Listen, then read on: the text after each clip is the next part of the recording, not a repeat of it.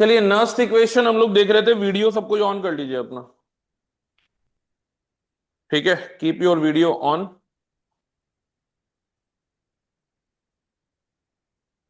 Video तो आज सही आ रहा है ना? हाँ। यस ठीक सर। है। अब देखिए, यहां पे अगर हम लोग बात करें तो नर्स्ट इक्वेशन लास्ट क्लास में हमने आपको बताया था, इट इज यूज्ड या it will be used to calculate, it will be used to calculate the EMF of the cell, the EMF of the cell in non standard condition, in non standard condition. हम लोग एक equation पढ़े थे thermodynamics में, delta G naught plus R T L N Q, और ये जो value था, ये वैल्यू था डेल्टा जी के बराबर। ठीक है। अब ये जो डेल्टा जी आया है, दैट डेल्टा जी को हम लोग लिख सकते हैं minus N F E cell, और ये आ जाएगा minus N F E not cell plus R T L N Q आ जाएगा। तो ई सेल का जो वैल्यू है, that will come as E not cell minus R T by N F, और ये आ जाएगा एल एन क्यू। इसी को नस्ट इक्वेशन बोलते हैं जी। This equation is called as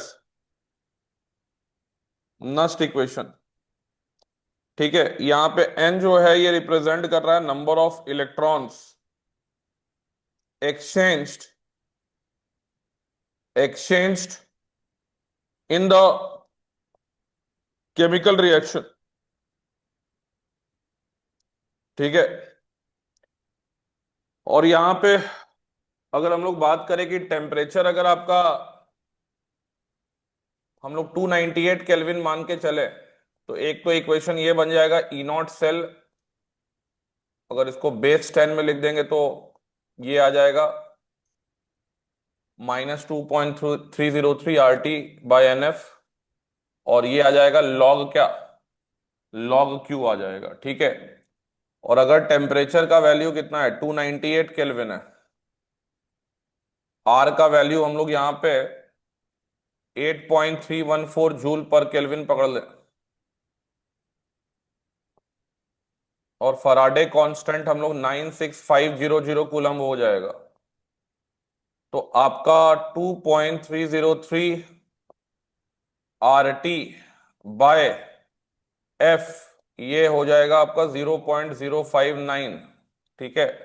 तो डिपेंडिंग अपॉन क्वेश्चन हम लोग इसको 0.059 या 0.06 पकड़ेंगे। तो ई सेल का वैल्यू आ जाएगा E not cell -0.06 by N log Q. ठीक है, ये वैल्यू आपकी आएगी। नोट करिए इसको।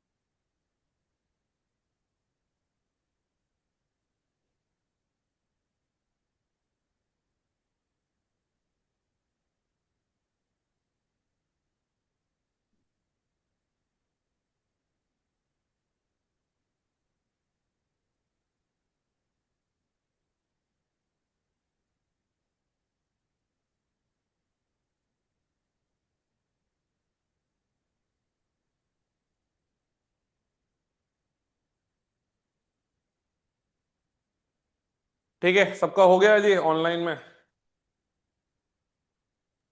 Yes sir. Yes sir.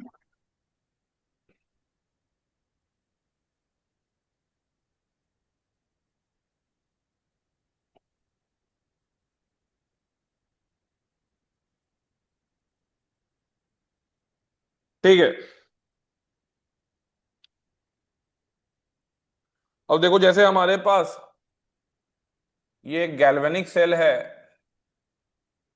तो गैल्वेनिक सेल के अंदर अगर हम लोग बात करें, हमारा रिएक्शन क्या चल रहा है, जिंक कॉपर 2+ के साथ रिएक्ट कर रहा है, और यहाँ पे ये Zn2+ में कन्वर्ट हो रहा है, एंड ये आपका कॉपर में कन्वर्ट हो रहा है।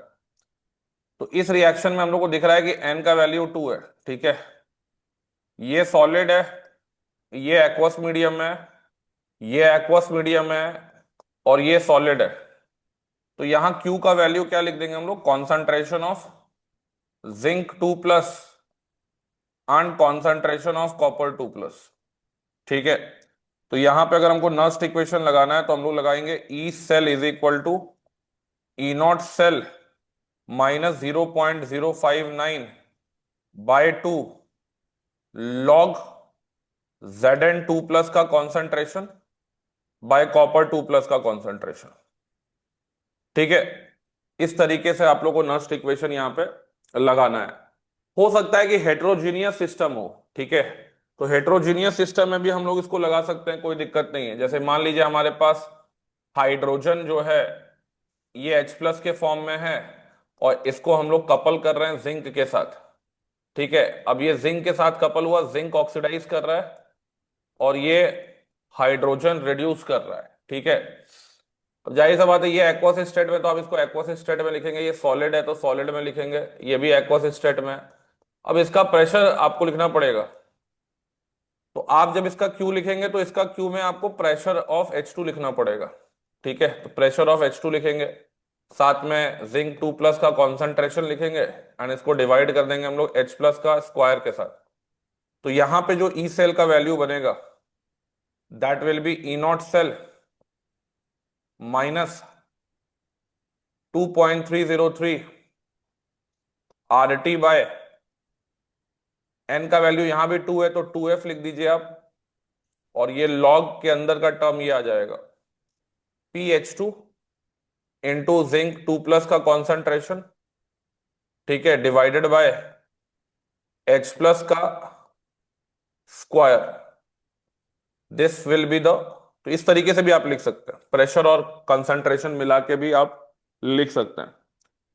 तो जैसा डेटा रहेगा वैसा आपको काम यहां पे करना पड़ेगा। ठीक है, नोट करिए इसको।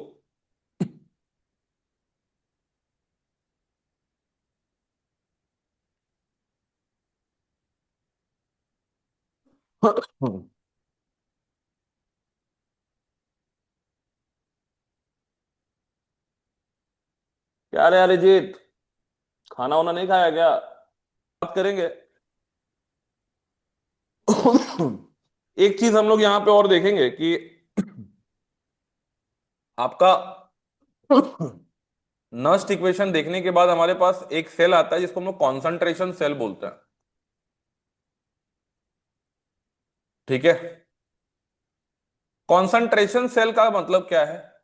कॉन्सेंट्रेशन सेल का मतलब ऐसा सेल है जिसमें कैथोड और एनोड जो है ये आपका सेम एलिमेंट का रहेगा। ठीक है, मतलब कॉन्सेंट्रेशन सेल में ई नॉट सेल का वैल्यू क्या होगा,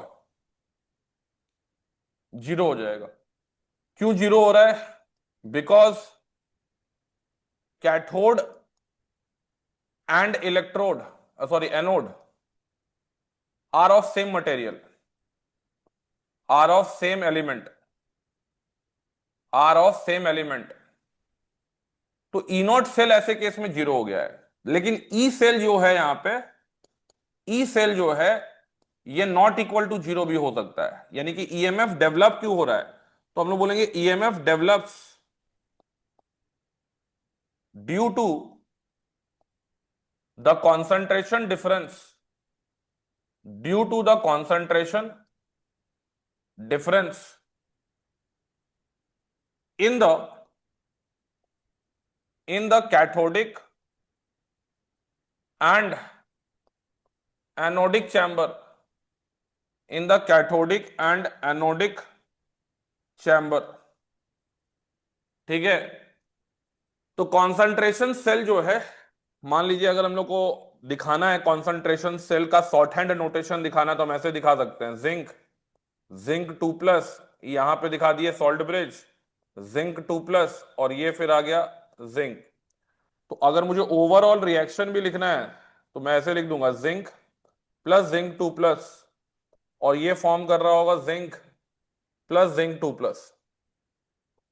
ठीक है, तो ये आपका रिड्यूस हुआ है, ठीक है, और ये आपका क्या हो गया है, ऑक्सीडाइज हो गया। अब देखिए यहां पे अगर हम लोग को कॉन्सेंट्रेशन लेके चलना है, तो ये जो जिंक 2+ है, ये जिंक 2+ कहां पे है, एनोड वाला है, और ये कैथोड वाला है।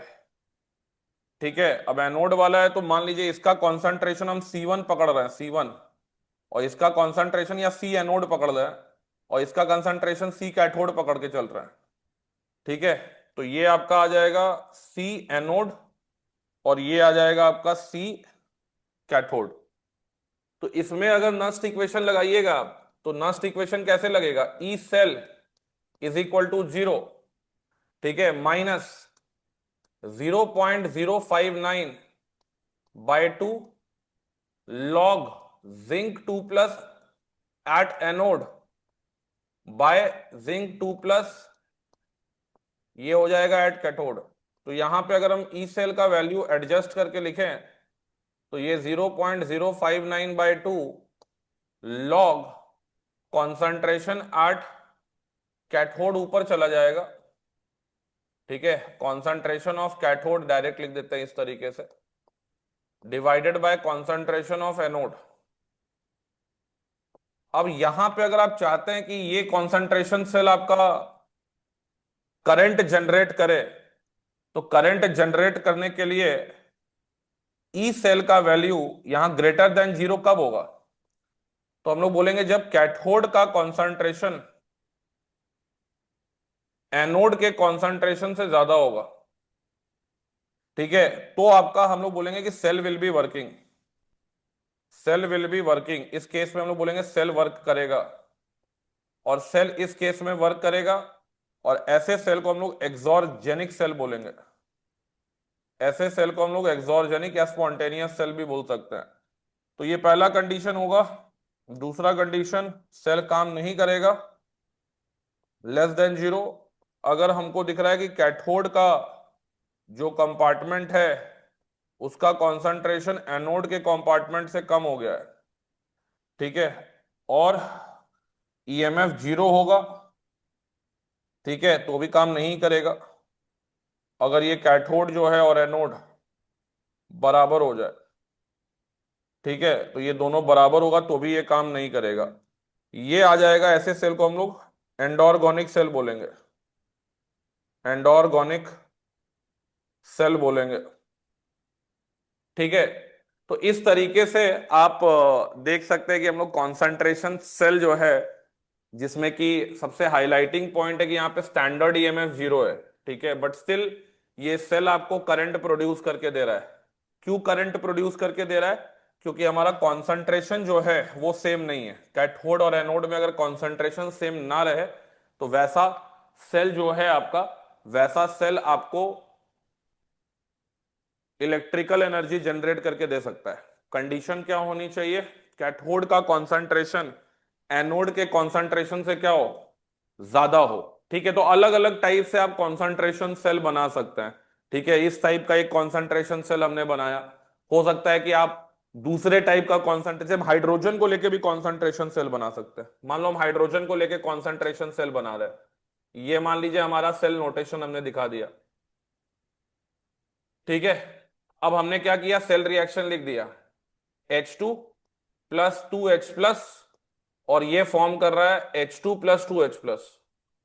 तो ये आपका रिड्यूस हो रहा है और ये आपका ऑक्सीडाइज हो रहा है। ठीक है, तो यहां पे आपका रिडक्शन हो गया, यहां पे आपका ऑक्सीडेशन हो गया।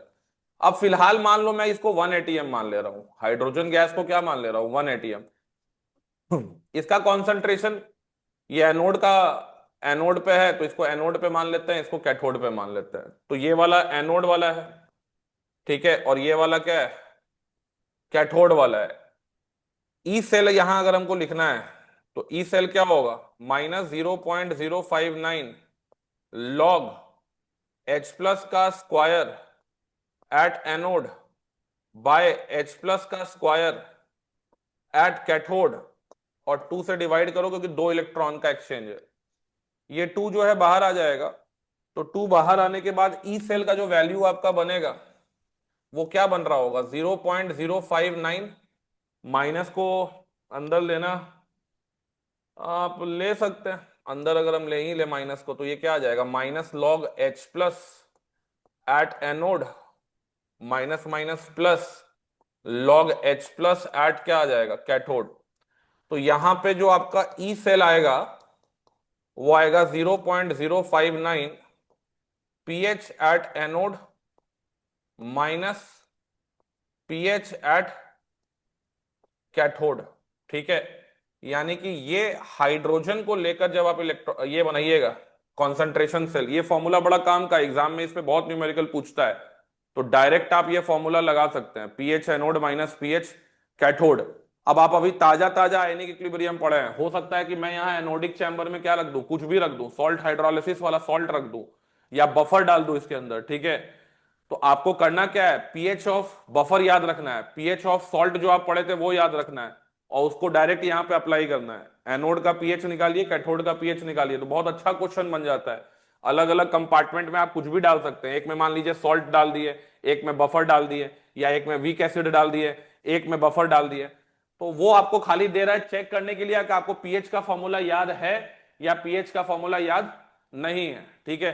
तो ये फॉर्मूला बड़े काम का फॉर्मूला है, और यहां से हमें क्या दिख रहा है कि सेल काम कब करेगा, E cell will be greater than 0 जब टाइम वाइम नहीं है जी आने का। टाइम कितना बजे बोले थे तुम, कितना बजे आ रहा है, क्लास खत्म होने का वेट कर रहे थे, pH anode by pH cathode. हाँ सॉरी, तो हम बोल रहे थे कि ई सेल ग्रेटर देन 0 होगा अगर पीएच एनोड जो है वो पीएच कैथोड से क्या हो, ज्यादा, और ई सेल जो है लेस देन इक्वल टू 0 होगा अगर पीएच एनोड जो होगा it will be less than equal to pH of what, cathode. तो यहां पे सेल वर्किंग होगा, this is cell is working, ठीक है, यहां पे सेल आपका वर्किंग होगा, और यहां पे सेल इज नॉट वर्किंग, यहां पे सेल इज नॉट वर्किंग, यहां पे सेल आपका काम नहीं कर रहा होगा, ठीक है। तो ये चीज आपको थोड़ा सा ध्यान में रखना है। अब यहां पे कुछ लोग सोचेंगे कि सर प्रेशर को अलग 1 एटीएम नहीं मानना है, अगर प्रेशर अलग अलग दिया रहता है तो भी कोई दिक्कत नहीं है। अगर मान लीजिए हमारे पास ऐसा केस होता, ठीक है, और हम यहां पे इनका कॉन्सेंट्रेशन 1 मोलर मार दे रहे हैं और प्रेशर मान ले रहे हैं यहां पे मान लो P1 और यहां पे मान ले रहे हैं P2, तो अगेन यहां पे सेल रिएक्शन यही बनता हमारा, ठीक है, सेल रिएक्शन हमारा यही बनता। इसका प्रेशर हो जाता आपका P1 and this P1 is basically P anode, और यहां पे इसका प्रेशर क्या है, this is at P cathode. तो Q का वैल्यू यहां पे, ये दोनों तो 1 1 ही हो गया, तो क्या लिख देते हैं आप, P कैथोड बाय P क्या, एनोड। तो यहां पे जो ई सेल का वैल्यू आता -0.059/2 आता, log P cathode by P anode आता, ठीक है। और अगर एडजस्ट करके यहां पे लिखते हैं तो ई सेल का वैल्यू आता 0.059/2 log P anode by P cathode, ठीक है। तो ये चीज यहां पे आपको दिख रहा है कि हाइड्रोजन को लेकर अगर बना रहे हैं, कंसंट्रेशन अगर 1 मोलर दिया हुआ है, तो आपका सेल वर्किंग कब होगा, सेल वर्किंग होगा जब P एनोड का वैल्यू P कैथोड से क्या हो, ज्यादा हो, और सेल वर्किंग नहीं होगा अगर आपका P एनोड का वैल्यू P कैथोड से क्या हो, छोटा हो या इक्वल हो। तो ये वर्किंग वाला हो गया, this is working cell and this is non working cell, this is non working cell. तो ऐसे अलग अलग कर सकते हैं। कुछ लोग बोला कि नहीं हम कंसंट्रेशन भी 1 मोलर नहीं मानेंगे, मत मानिए, ऐसा कुछ दे दे तो बहुत डिफिकल्ट लगेगा लोगों को। यहां पे हम P1 दे दे, इसको P2 दे दे, ये C1 दे दे, ये C2 दे दे। इसका मैं अब डायरेक्ट लिखूंगा, E cell is equal to, इसको मैं डायरेक्ट लिख रहा हूं, दो टर्म आ जाएगा इसमें, 0.059 pH anode minus pH cathode plus 0.059/2 log P anode. तो हो गया, दोनों कंडीशन मिला के लिख दिया अब। ठीक है, तो यहां पे अगर आपसे पूछ रहा है कि अब यहां पे आपका सेल वर्किंग कब होगा, तो हम लोग बोल देंगे कि यहां सेल वर्किंग होगा, यानी E cell will be greater than 0। यहां पे दोनों कंडीशन सेटिस्फाई होना चाहिए, पीएच एनोड पीएच कैथोड से बड़ा, and pressure at anode should be greater and क्या, प्रेशर एट कैथोड। और अगर हम लोग बात करें ई सेल लेस देन 0, तो यहां पे भी अगर आप लोग बात कर रहे हैं तो pH anode less than pH cathode होना चाहिए, and pressure anode should be less then क्या होना चाहिए, प्रेशर कैथोड होना चाहिए, तब आपका सेल वर्क नहीं करेगा। तो ये आपका वर्किंग सेल होगा, डेफिनेटली हर कंडीशन में वर्क करेगा। This is your working cell. और ये वाला जो सेल होगा ये नॉन वर्किंग सेल होगा, this is your non working cell. तो आपने बहुत सारा कुछ सीख लिया है यहां पे। आपने अब मान लो हाइड्रोजन का हाफ सेल अगर आपको दिया है, तो हाफ सेल का मतलब क्या है, H2H+। तो H2H+ दिया है, तो यहां पे आप इसका मान लीजिए रिएक्शन लिख रहे हैं, तो रिएक्शन यही है, और इसका ई सेल लिखना है हमको। ई सेल का मतलब या तो ऑक्सीडेशन पोटेंशियल लिखिएगा या आप रिडक्शन पोटेंशियल लिखिएगा। तो मान लीजिए हम यहाँ पे ऑक्सीडेशन पोटेंशियल लिख रहे हैं, तो ऑक्सीडेशन पोटेंशियल में क्या आएगा, -0.059/2 लॉग H+ का क्या स्क्वायर, मान लेते हैं कि प्रेशर क्या है इसका 1 atm। तो हाफ सेल का अगर आपको ईएमएफ लिखना है, तो हाफ सेल का ईएमएफ क्या हो जाएगा, ठीक है, ईएमएफ ऑफ हाफ सेल क्या हो जाएगा, 2 तो बाहर निकल जाएगा, तो ये आ जाएगा 0.059, और ये आ जाएगा क्या, पीएच 0.059 इंटू पीएच। लेकिन ये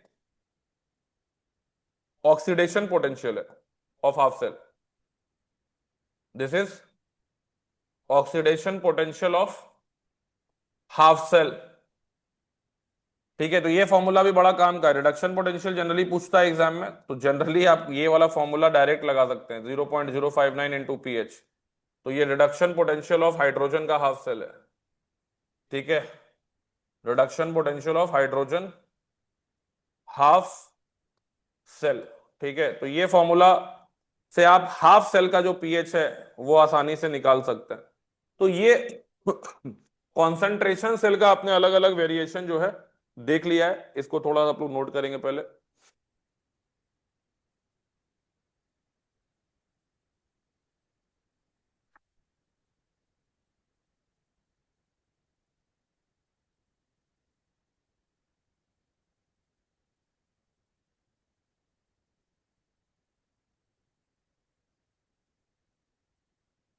इलेक्ट्रोड, ठीक है, मेटल मेटल सॉल्युबल इलेक्ट्रोड, जैसे जिंक है, ठीक है, तो हमको पता है कि जिंक को अगर हम Zn2+ के सोल्यूशन के साथ क्या रख दें कॉन्टैक्ट में, तो ये कुछ देर के बाद क्या हो जाएगा, ऑक्सीडाइज करना स्टार्ट होगा, और धीरे धीरे ये क्या हो जाएगा, पतला हो जाएगा। ठीक है, या अगर डी इलेक्ट्रोनेशन का टेंडेंसी ज्यादा है तो डिपोजिशन होना स्टार्ट होगा। तो जैसे यहां पे जिंक का आप हाफ सेल रिएक्शन लिखें, और आपको लिखना है Zn2+, तो ये क्या लिखेंगे आप, -0.059, sorry, E0 zinc 2+ -0.059/2 log Zn2+। ठीक है, ये हाफ सेल का हो गया क्या इलेक्ट्रोड पोटेंशियल। ठीक है, रिडक्शन पोटेंशियल लिखना होता तो कैसे लिखते, तो रिडक्शन वाला रिएक्शन लिख दीजिए कि Zn2+ है, ये इलेक्ट्रॉन गेन कर रहा है और क्या बना रहा है। तो रिडक्शन पोटेंशियल लिखना है तो आप Zn2+2 Zn लिखेंगे, यहां पे इज इक्वल टू क्या लिखेंगे, E0 Zn2+2 Zn लिखेंगे, -0.059/2 log 1/Zn2। अगर कॉपर का रहता तो कॉपर का क्या लिखते हैं, यही लिखते, रिएक्शन ये लिखते, रिडक्शन पोटेंशियल लिखना होता copper 2+2 E0 copper 2+2 copper -0.059/2 log 1 क्या, कॉन्सेंट्रेशन ऑफ। ये हाफ सेल का आप इलेक्ट्रोड पोटेंशियल लिख रहे हैं, ठीक है ना, नॉन स्टैंडर्ड कंडीशन में। तो अगर एक सेल जो वर्क करता है उसके लिए ई सेल अगर आपको लिखना होता तो आप क्या लिखते हैं, ई सेल, या आप ऐसे लिख देते कि एसआरपी, एसआरपी नहीं लिखेंगे क्योंकि स्टैंडर्ड कंडीशन नहीं है, RP of cathode minus RP of anode लिख देंगे। कैथोड मेरा मान लो क्या है, कॉपर है, एनोड हमारा क्या है, जिंक है। तो अगर हम पूरा इक्वेशन लिखें तो क्या होगा, E0 Pu2+2 Cu -0.059,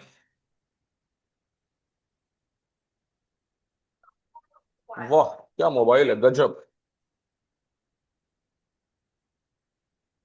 0.059/2, ठीक है, लॉग 1/Cu2+, यही लिखेंगे, ठीक है,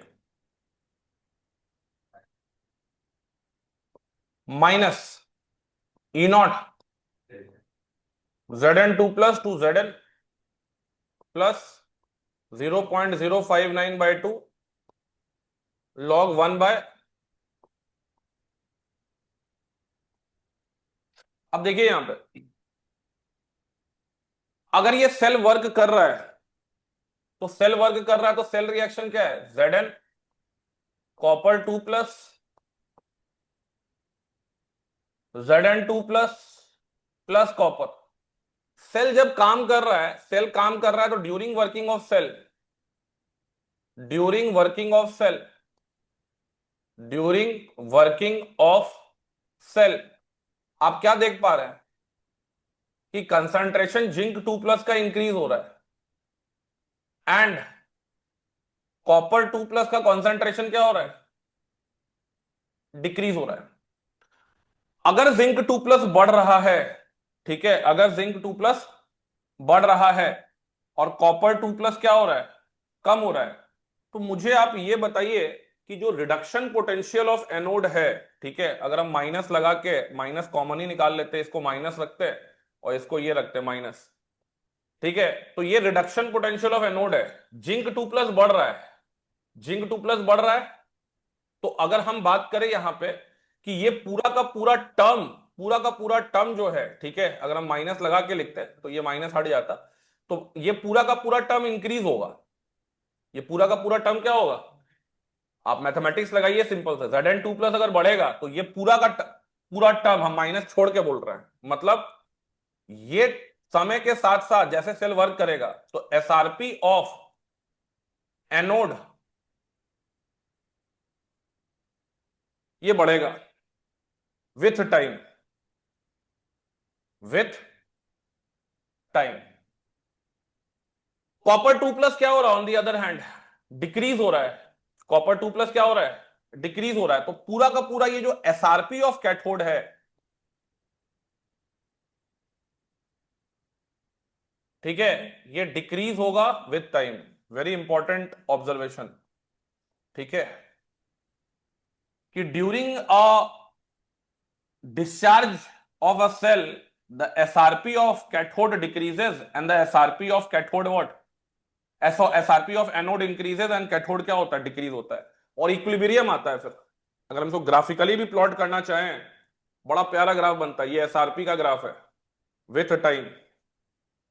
तो आपको दिखेगा कि स्टार्टिंग में इनका कुछ ना कुछ वैल्यू रहा होगा, मान लो, ठीक है। हम चाहते हैं कि ये सेल वर्क करे, तो जाहिर सा बात है कि आरपी ऑफ कैथोड का मैग्नीट्यूड आरपी ऑफ एनोड से क्या हो, ज्यादा हो। तो ये मेरा आरपी ऑफ कैथोड है, ये समय के साथ क्या होगा, डिक्रीज होगा। और ये आरपी ऑफ क्या है, ये समय के साथ क्या होगा, बढ़ेगा। This is RP of anode, this is RP of cathode. यहां पे आ गया equal, RP of cathode becomes equal to RP of anode. जैसे ही इक्वल हुआ, सेल डिस्चार्ज हो गया, ई सेल क्या हो जाएगा, जीरो। तो इस पॉइंट के बाद सेल डिस्चार्ज हो चुका है, ये डिस्चार्ज्ड सेल है। This is your discharged cell, ठीक है। तो याद रखिएगा, during working of a cell,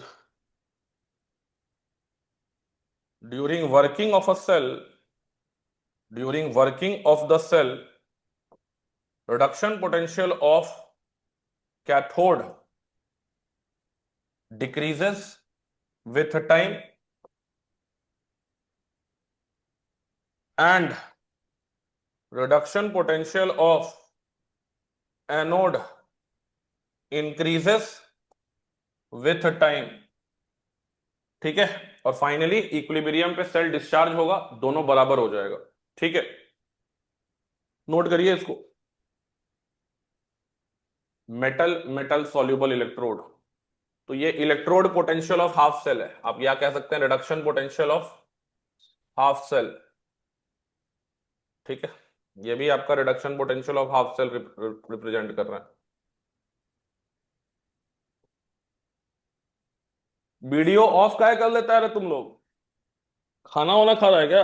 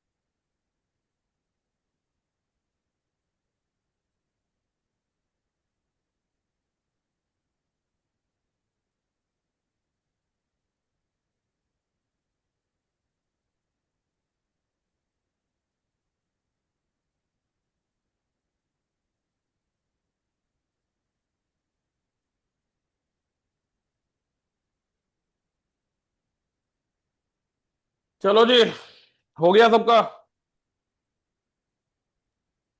sir ये वाला पेज हो गया। Yes change sir. करो, चेंज करो यार, जल्दी लिखो, जल्दी लिखो। आजकल क्या बात है अरिजीत, इतना जल्दी जल्दी लिख ले रहा है तू। नहीं सर कोई बात। तुम्हारा आजकल जो हंसी है, हंसी जो है, हंसी के पीछे कुछ छुपा रहे हो तुम, ठीक नहीं है। सर।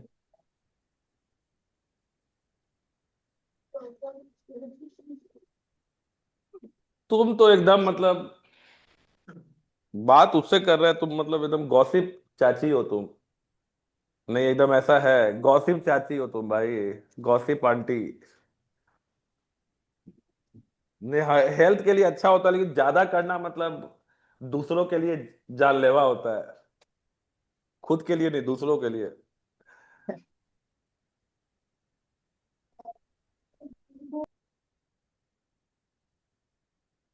चेंज करो, चेंज करो, जल्दी चेंज करो।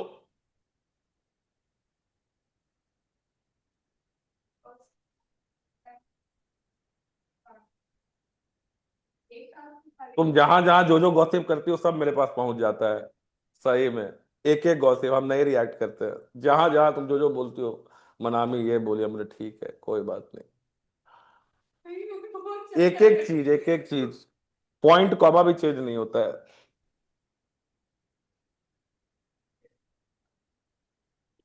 जिसको जिसको तुम बोलती हो सब आगे बता देता है,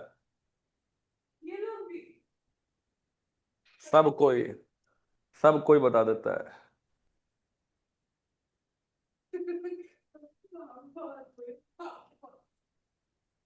इसलिए तो कोई गॉसिप चाची बोले।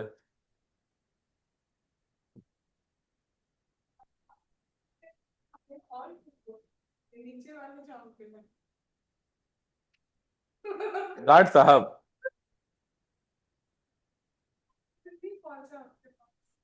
तो वो अब गॉसिप कर रहा है तो नहीं पहुंचा होगा, वो तुम लोग, उनसे मेरा बातचीत ज्यादा नहीं होता है।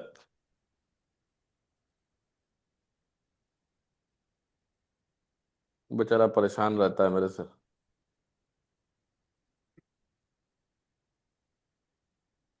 तुम लोग उसको भी नहीं छोड़ी गॉसिप में, उससे भी गपिया रही हो।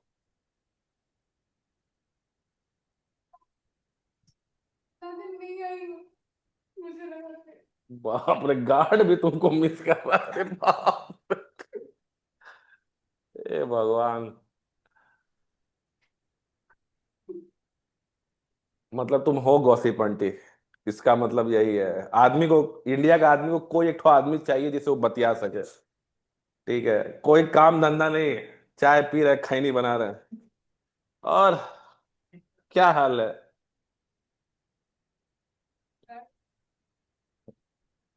नहीं, तुम लोग हम एक ठो बात बोल रहे हैं कि इंडिया का आदमी को गॉसिप करने में बहुत मजा आता है, तो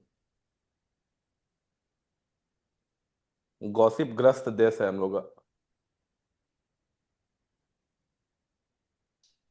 नहीं, वही उसी को गॉसिप बोलते हैं।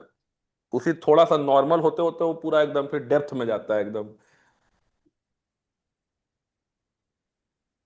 सब पता है हमको, हम तो रिएक्ट ही नहीं करते हैं। हो गया जी, डन है सबका। हाँ यस सर। सर।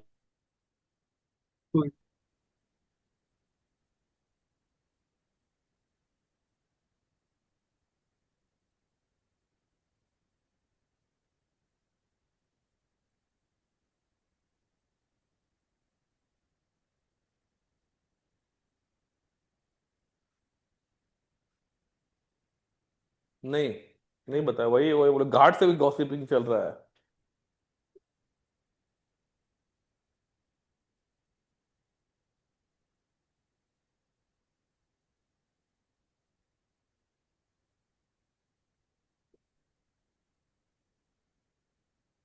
गार्ड जी हमारे लेकिन बहुत अच्छे हैं, बहुत ही अच्छे हैं हमारे गार्ड जी।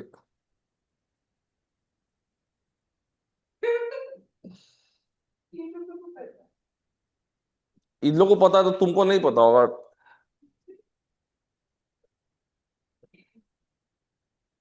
बहुत ही प्यारे गार्ड जी हैं बेचारे।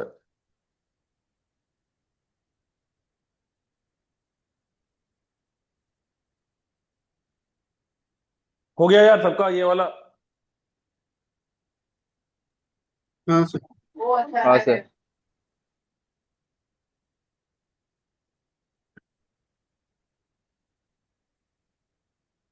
स्पेस में हम बोले, किसी का हिम्मत गेट पे बोर्ड उठा उखाड़ के दिखा दो, उस दिन सोसाइटी में हिंसा हो जाएगा। ठीक है, तो बहुत दिन से इन लोगों को प्रॉब्लम है कि गेट के बाहर बोर्ड क्यों लगा हुआ है, वो हटना चाहिए। ठीक है, हम बोले हटा के जिसका हिम्मत है दिखा दो, उसके बाद हम भी दिखा देंगे। हम तो जेल जाने से डरते भी नहीं है, कृष्ण जी का जन्म ही जेल में हुआ था। ठीक है, तो भगवान का जब जन्म ही जेल में हुआ है तो एक दो बार जेल काट के आना चाहिए आदमी को, है कि नहीं? हाँ सर। देखो बोलता है हाँ सर। अरे देखो अपने आप को, अरे तेरा तो नाम ही कृष्णा है, अरे बाप रे। ये अपने आप को अभी जाके किसी को मार मार मत देना है, मेरा नाम ही कृष्णा है, ले बेटा। सर तो आज बोले नहीं कृष्णा जी सर। का जन्म तो जेल में ही हुआ था, ले बेटा किसी को दो दिए, ठीक है पकड़ के। देखो आगे बढ़ते हैं हम लोग। अगला जो हमारा टाइप ऑफ इलेक्ट्रोड है, इस टाइप को इलेक्ट्रोड को हम लोग गैसियस इलेक्ट्रोड बोलते हैं। तो गैसियस इलेक्ट्रोड भी अलग अलग तरह का हो सकता है। एक तो हमने हाइड्रोजन इलेक्ट्रोड गैसियस इलेक्ट्रोड में देखा, ठीक है। One that we have taken is hydrogen electrode, ठीक है। अब हाइड्रोजन इलेक्ट्रोड की हम लोग अगर बात करते हैं तो हाइड्रोजन इलेक्ट्रोड क्या है, जैसे H रिडक्शन हो रहा है तो ये H2 में जाएगा, ठीक है। तो इसका हम लोग ऑलरेडी देख चुके हैं सारा कुछ कि EH+2H2 लिखेंगे अगर हम लोग, तो यहां पे आपका इसको कैसे लिखिएगा, माइनस, सॉरी ये तो जीरो हो गया, जीरो माइनस 0.059, ठीक है, by 2 log PH2 by H+ का स्क्वायर, ठीक है। अब अगर PH2 1 दिया है तो उसको 1 मान लो, H+1 दिया है तो उसको 1 मान लो, कोई 1 नहीं दिया है तो किसी को 1 मत मानो। ये एक नॉर्मल इक्वेशन हो गया गैसियस इलेक्ट्रोड का। इसको हम लोग एनालिसिस सेपरेटली भी कर लिया। इसी तरीके से क्लोरीन का भी आप ले सकते हैं। जैसे क्लोरीन है तो क्लोरीन का अगर रिडक्शन हो रहा है, क्लोरीन का अगर रिडक्शन हो रहा है तो कैसे हो रहा है, Cl2, ठीक है, 2Cl-, और ये आ गया 2 इलेक्ट्रॉन, ठीक है। तो यहां पे ECl2 Cl-, यानी रिडक्शन ही दिखा रहा है ये, इसको लिखना है हमको। तो ये लिखेंगे हम लोग E0, ठीक है, Cl2 to Cl-, minus 0.059 by 2 log Cl- का square by partial pressure of Cl2। इस तरीके से आप लिख सकते हैं, ठीक है। तो ये आपका गैसियस इलेक्ट्रोड हो गया, ठीक है। इसी तरीके से हमारे पास अदर और भी इलेक्ट्रोड आते हैं। एक इलेक्ट्रोड आता है जो काफी कॉमन है, काफी इंपॉर्टेंट है, इसको मेटल, नीट में ये नहीं पूछेगा, जेई मेन में पूछ सकता है, नीट में आई थिंक नहीं पूछे। इसको बोलते हैं मेटल मेटल इनसॉल्युबल इलेक्ट्रोड, ठीक है। Metal metal insoluble electrode. तो ये वाला देखते हैं हम लोग थोड़ा कि कैसा इलेक्ट्रोड है ये metal metal insoluble electrode. What is the meaning of metal metal insoluble electrode.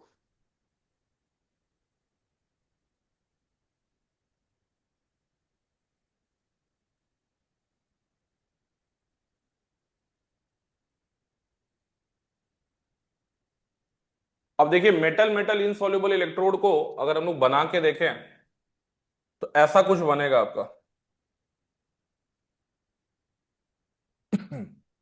मान लीजिए आपने एक यहां मेटल इलेक्ट्रोड ले लिया सिल्वर का, ठीक है।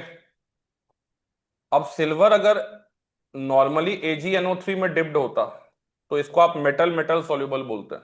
ये क्या हो जाता है, MM सॉल्युबल हो जाता। ये क्या हो जाता, मेटल मेटल सॉल्युबल हो जाता। लेकिन हम लोग को मेटल मेटल इनसॉल्युबल अगर देखना है तो मेटल मेटल इनसॉल्युबल इलेक्ट्रोड का एग्जाम्पल अगर आपको देना है तो आप सिल्वर का इलेक्ट्रोड लीजिए और इसको आप पहले कोट करिए, ठीक है। तो यहां पे हम लोग सिल्वर का जो इलेक्ट्रोड है, सिल्वर का इलेक्ट्रोड को कोटिंग करेंगे, ठीक है। कोटिंग करेंगे इसी के स्पैरिंगली सॉल्युबल सॉल्ट के साथ।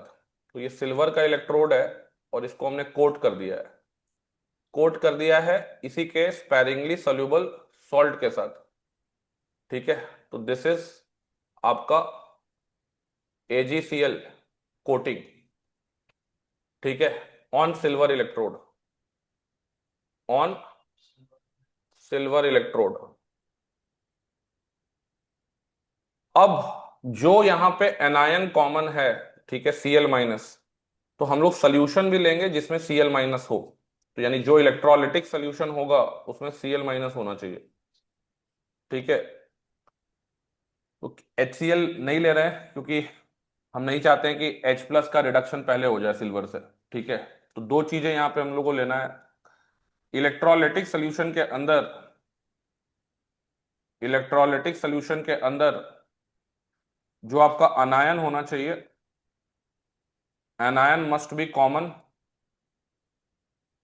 ठीक है, with the anion of sparingly soluble salt, ठीक है, sparingly soluble salt. Anion must be common with the anion of sparingly soluble salt. Second point अगर हम लोग बात करें तो सेकेंड पॉइंट क्या है आपका? सेकेंड पॉइंट आपका ये है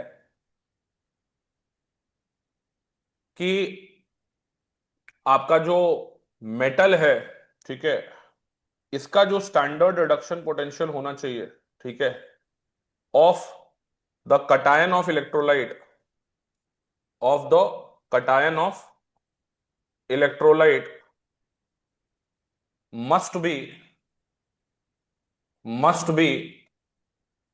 लेस देन SRP ऑफ, ठीक है, मेटल इलेक्ट्रोड.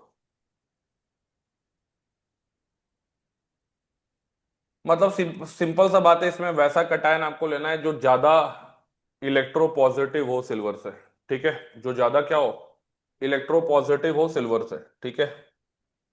तो मोर इलेक्ट्रोपॉजिटिव होना चाहिए देन सिल्वर, देन सिल्वर. तो इसीलिए यहां पे हम लोग क्या ले लेते हैं, यहां पे हम लोग KCl ले लेते हैं. क्या ले लेते हैं? KCl, क्योंकि K जो है सिल्वर से आपका क्या है, इलेक्ट्रोपॉजिटिव ज्यादा है, और इसका SRP भी कम है. सिल्वर का SRP पॉजिटिव है, K+2K नेगेटिव टेंडेंसी है, ठीक है. तो यहां पे हमने KCl ले लिया, तो ये आपका जो इलेक्ट्रोड बन के तैयार हुआ है, यही है metal insoluble electrode. Metal insoluble electrode. अब ये हाफ सेल हमने आपको दिखाया, लेकिन इस हाफ सेल में आपको दो रिएक्शन लिखना पड़ेगा. This is a half cell जो कि मैंने आपको शो किया है, बट इसमें अगर आप देखिएगा, इसके हाफ सेल रिएक्शन को जब मैं लिखूंगा तो इसके हाफ सेल रिएक्शंस में दो रिएक्शन आएंगे. कौन कौन सा रिएक्शन आएगा? सबसे पहले तो हम लोग डिकम्पोजिशन लिखेंगे AgCl का, कि AgCl क्या कर रहा होगा, इक्विलिब्रियम मेंटेन कर रहा होगा Ag प्लस और Cl माइनस के साथ, ठीक है. यहां पे एक तो रिएक्शन ये हो गया, और दूसरा जो रिएक्शन आप दिखाएंगे, वो दूसरा रिएक्शन क्या दिखाएंगे, कि जो सॉल्यूशन में Ag प्लस है, ठीक है, ये आपका इलेक्ट्रॉन गेन करेगा, ठीक है, या इसके सरफेस पे जो Ag प्लस है, ठीक है, वो इलेक्ट्रॉन गेन करेगा और किस में कन्वर्ट हो जाएगा, Ag में कन्वर्ट हो रहा होगा, ठीक है. यानी कि ये Ag प्लस आपका सोल्यूशन से क्या कर रहा है, इलेक्ट्रॉन गेन कर रहा है, ठीक है. तो ये आपका ये दो रिएक्शन मिलकर ओवरऑल सेल रिएक्शन, यानी ओवरऑल हाफ सेल रिएक्शन बनाएगा. Overall half cell reaction. तो क्या बनेगा, AgCl, और ये बन गया क्या, Ag प्लस Cl माइनस. ये सॉलिड है, ये सॉलिड है, ये एक्वस मीडियम में, ठीक है. इस सेल का रिप्रेजेंटेशन कैसे करेंगे, इसका रिडक्शन पोटेंशियल को लिखेंगे कैसे, लिखेंगे E0, सोल्यूशन में क्या है, Cl माइनस स्लैश, फिर क्या है, कोटिंग है, कोटिंग में क्या है, AgCl, जहां पे सिल्वर किसमें है, +1 में, फिर स्लैश मेटल इलेक्ट्रोड. इस तरीके से इसका रिप्रेजेंटेशन होगा. E0 Cl माइनस सोल्यूशन में, फिर कोटिंग है AgCl का, और फिर आपका मेटल. तो यहां पे आपका इसके इंटरफेस पे ही क्या हो रहा है, रिडक्शन या ऑक्सीडेशन, जो भी आपको करवाना है वो आप कराएंगे. ये इसका ओवरऑल सेल रिएक्शन हो गया. अब यहां पे देखिए, अगर हम पहला रिएक्शन लेते हैं, तो पहला रिएक्शन में अगर मुझे डेल्टा G1 लिखना है, ठीक है ना, I will take next slide. ये तो ओवरऑल सेल रिएक्शन हमने लिख दिया. मान लो हम पहला रिएक्शन अगर देखें, तो पहला रिएक्शन के अंदर ये Ag प्लस और Cl माइनस में जा रहा है। इसका डेल्टा G01 अगर लिखना है हम लोग को, तो डेल्टा G01 क्या लिखेंगे हम लोग, minus RT ln KSP, minus RT ln KSP लिख देंगे। दूसरा रिएक्शन तो मेरा सिंपल था, Ag प्लस इलेक्ट्रॉन गेन कर रहा है एंड कन्वर्ट हो रहा है किसमें, Ag में। तो इसका अगर मुझे डेल्टा G02 लिखना है तो मैं लिख दूंगा minus NF E0 of Ag plus 2 what, Ag। अब मेरा जो ओवरऑल रिएक्शन आया था, जो मेरा ओवरऑल सेल रिएक्शन आया था, ये क्या आया था, AgCl था, और ये दे रहा था Ag प्लस Cl माइनस। तो इसका ऐड तो करेंगे, इसका हम लोग डेल्टा G03 क्या लिखेंगे, तो लिखेंगे minus NF E0 Cl minus AgCl and आपका यहां पे क्या आ गया, Ag। तो ये रिप्रेजेंट कर रहा है standard reduction potential of metal metal soluble electrode, metal metal insoluble electrode. तो E0 Cl माइनस, ठीक है, AgCl एंड Ag, ये रिप्रेजेंट कर रहा है क्या, standard reduction potential, standard reduction potential of metal metal insoluble electrode, metal metal insoluble electrode. अब इसका हम लोग को पता है कि इक्वेशन क्या बनेगा, देखो इक्वेशन बनेगा delta G03 becomes equal to delta G01 plus delta G02 minus NF E0 Cl minus AgCl to Ag। ये बन गया आपका minus RT ln KSP, minus RT ln KSP minus NF E0 Ag plus to Ag। अब ये E0 का value देखो कितना अच्छा आ रहा है, E0 Cl minus AgCl Ag, ये आ जाएगा E0 Ag plus Ag plus RT by NF ln KSP। What a beautiful equation, and how this equation relates the metal metal insoluble electrode potential with metal metal soluble electrode potential, and tells you that their reduction potential, the standard reduction potential is not equal। एक metal metal soluble electrode का और एक metal metal insoluble electrode का reduction, standard reduction potential same नहीं होता है। ये exam में क्वेश्चन भी आ सकता है कि standard reduction of metal metal soluble electrode, ठीक है, is not equal to standard reduction potential of metal metal insoluble electrode. Very beautiful concept this is, कि दोनों जगह सिल्वर का ही रिडक्शन हो रहा है, लेकिन टाइप ऑफ, जो हमने आपको लास्ट क्लास में बताया था कि नेचर ऑफ इलेक्ट्रोड हमने चेंज कर दिया। भले मटेरियल सेम रखा है लेकिन नेचर इलेक्ट्रोड का अलग है। ये मेटल मेटल सॉल्युबल इलेक्ट्रोड है और ये मेटल मेटल क्या है, इनसॉल्युबल इलेक्ट्रोड है। चेंज करने पे आप देख रहे हैं कि दोनों का स्टैंडर्ड ईएमएफ क्या हो गया है, बदल गया है। स्टैंडर्ड ईएमएफ आपका सेम नहीं आने वाला है। अब इसमें एक इंटरेस्टिंग और एनालिसिस है कि स्टैंडर्ड तो सेम नहीं है, स्टैंडर्ड तो सेम नहीं है, मतलब E0 Ag plus Ag, it is never equal to what, E0 Cl minus AgCl to Ag। लेकिन इनका reduction potential non standard condition में इक्वल है। यानी कि अगर मैं E0 नहीं लेके E लेता तो ये दोनों सेम होता।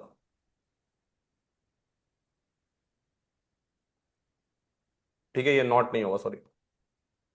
तो एसआरपी सेम नहीं है, but RP of metal metal soluble electrode, metal metal soluble electrode is equal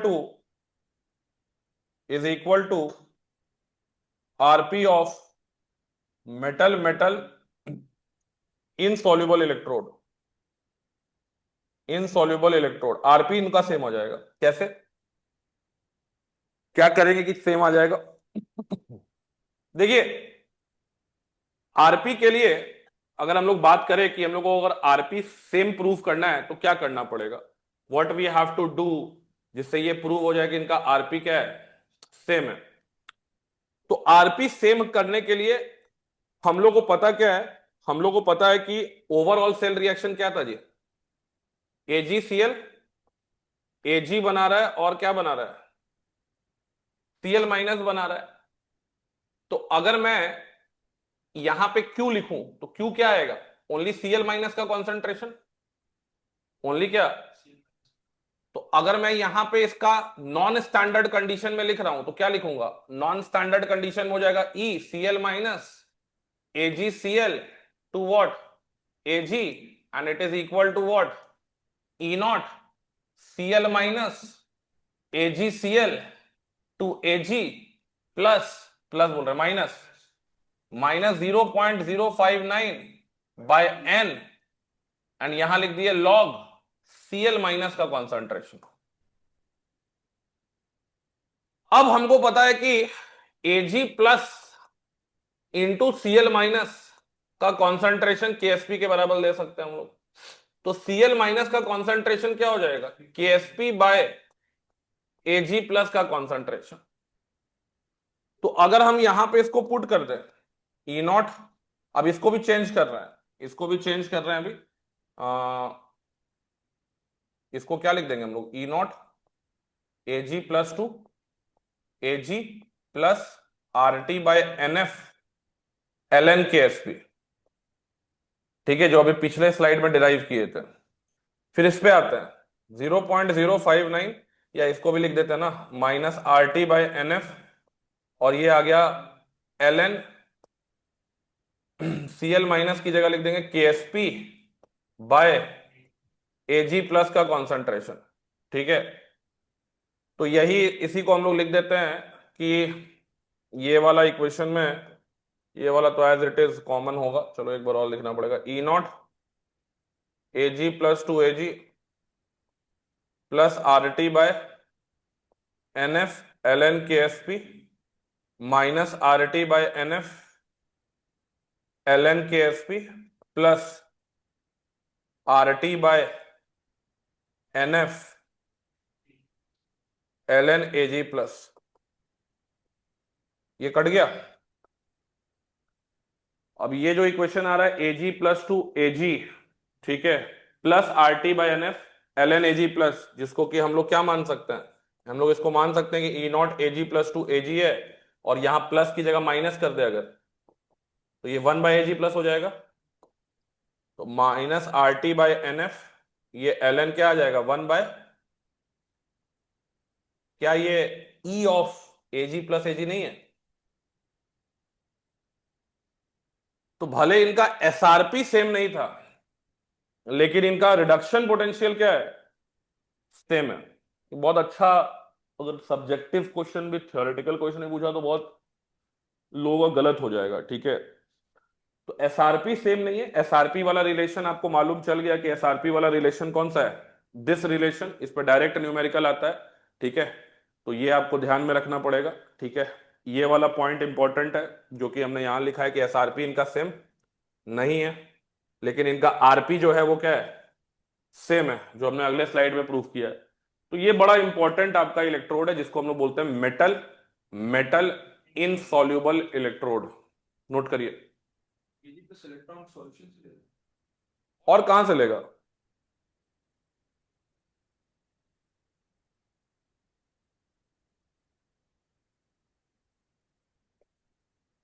Ag plus solution से इलेक्ट्रॉन नहीं ले रहा है, Ag प्लस Ag इलेक्ट्रोड से इलेक्ट्रॉन आपका ले रहा है।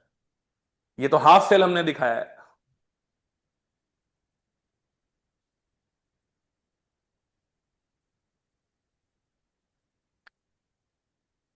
तो इसके पीछे वाला स्लाइड सर, क्या बोल रहा है जी? इसके पीछे वाले स्लाइड सर हो, इसके पीछे वाला जो स्लाइड नोट में कुछ करना है क्या? बनाए नहीं थे। मेटल मेटल सॉल्युबल इलेक्ट्रोड ही था खाली बना हुआ। Gaseous electron. ये मेटल मेटल सॉल्युबल था। एजी डिप्ड इन AgNO3 लिख लो। AG dipped in AgNO3 is metal metal soluble electrode. ठीक है, this is metal metal soluble electrode.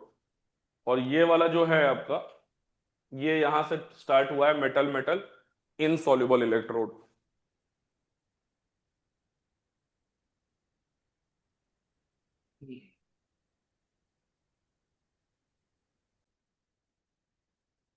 Temperature पे क्या डिपेंडेंस है ईएमएफ का? ठीक है, तो हम लोग को जैसे पता है कि हम लोग लिखते हैं कि डेल्टा जी नॉट जो है it is minus NF E not cell. ठीक है, ये हम लोग लिखते हैं। और डेल्टा जी नॉट या डेल्टा जी को भी अगर हम लोग बात करें तो हम लोग इसको -NF ई सेल लिखते हैं। थर्मोडायनामिक्स में एक इक्वेशन आता है dG is equal to VdP। I think ये वाला हम बताए थे, ये बताए थे ना, VdP minus SdT Maxwell relations में। तो ये वाला इक्वेशन अगर हम लोग देखते हैं dG is equal to VdP minus SdT, तो ये अगर हम कांस्टेंट प्रेशर पे देखें तो कांस्टेंट प्रेशर पे हमको पता है कि dG बाय dt का वैल्यू एट कांस्टेंट प्रेशर क्या आता है, -S के बराबर आता है। ठीक है, और अगर हम यहां g को d डेल्टा जी लिख दें, ठीक है, तो आपका ये वैल्यू आ जाता है किसके बराबर, -डेल्टा S के बराबर। अब अगर हम लोग डी डेल्टा जी की बात कर रहे हैं तो d ऑफ डेल्टा जी मतलब -NF E cell by dt, और ये आ जाएगा आपका -डेल्टा S के बराबर। तो डेल्टा S का जो वैल्यू मिल रहा है हमको, वो मिल रहा है NF D cell by dt। ठीक है, where D cell by dt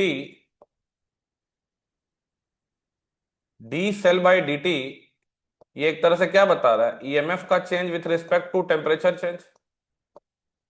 ठीक है, तो इसको हम लोग क्या बोलते हैं, temperature coefficient of EMF of the cell. इसको क्या बोलेंगे हम लोग, temperature coefficient of the EMF of the cell. Temperature coefficient of the EMF of the cell. ठीक है, अब डेल्टा एस की अगर बात करें तो ये चीज आ गया। ठीक है, कोई दिक्कत का बात नहीं है। अब अगर हम लोग बात करते हैं डेल्टा एच लिखना है अगर, तो डेल्टा एच क्या लिखेंगे हम लोग, व्हाट इज डेल्टा एच? तो हम लोग कह सकते हैं कि delta G plus T delta S. और डेल्टा एच को अगर लिखना है तो डेल्टा जी क्या हो गया तुम्हारा, -NF ई सेल, और प्लस ये हो जाएगा NFT D cell by dt। तो ये सब एक्सप्रेशन डायरेक्ट आपके एग्जाम में जो है वो पूछा जा सकता है, तो ध्यान में रखिएगा, ये डेल्टा एच का एक्सप्रेशन है। ठीक है, तो आपको एग्जाम में टेम्परेचर कोएफिशिएंट दे देगा डी सेल बाय dt, फिर बोलेगा डेल एच निकालो, डेल एच निकालो, अलग अलग चीज पूछेगा। तो डेल एच भी आप यहां से निकाल सकते हैं। ठीक है, डेल एस भी आप यहां से निकाल सकते हैं। अलग अलग थर्मोडायनामिक पैरामीटर्स जो है आप इस तरीके से टेम्परेचर से रिलेट कर सकते हैं। नोट करिए इसको।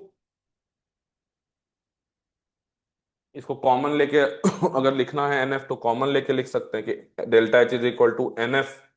तो कॉमन लेने के बाद ये आ जाएगा TD, टी आएगा ना, हाँ, T D cell by dt, और माइनस क्या आ जाएगा, -ई सेल।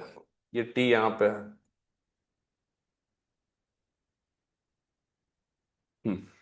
ठीक है।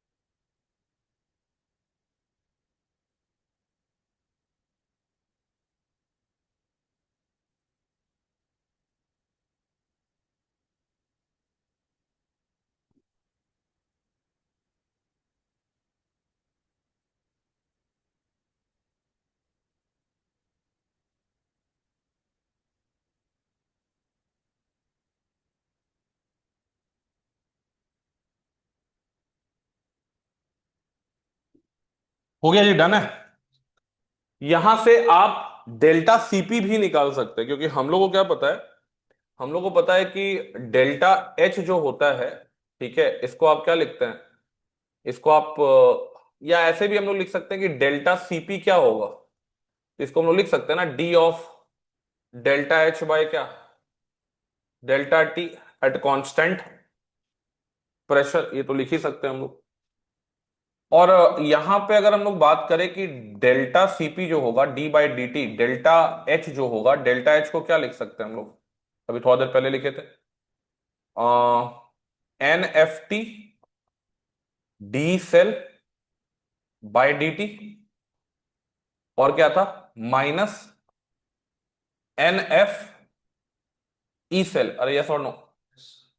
अब अगर इसको डिफरेंशिएट किया जाए थोड़ा सा, ठीक है ना, तो डिफरेंशिएट करने के बाद हमारे पास एक्सप्रेशन क्या मिलेगा, जैसे यहां पे पहले तो टी डिफरेंशिएट होगा, तो आपका मिल जाएगा N F D cell by D T मिल जाएगा। फिर आपका ये वाला डबल डिफरेंशिएट होगा, तो प्लस एन एफ टी, यही लिखोगे, बाय डेल टी स्क्वायर, और ये फिर डिफरेंशिएट होगा तो minus N F D cell by, ये कैंसिल आउट हो रहा है, तो आपका delta CP of the reaction जो होगा, ये डायरेक्ट एग्जाम में पूछ लेगा, तो बड़ा इंपॉर्टेंट एक्सप्रेशन है ये, N F T del square E cell by del T square, ठीक है, नोट करिए।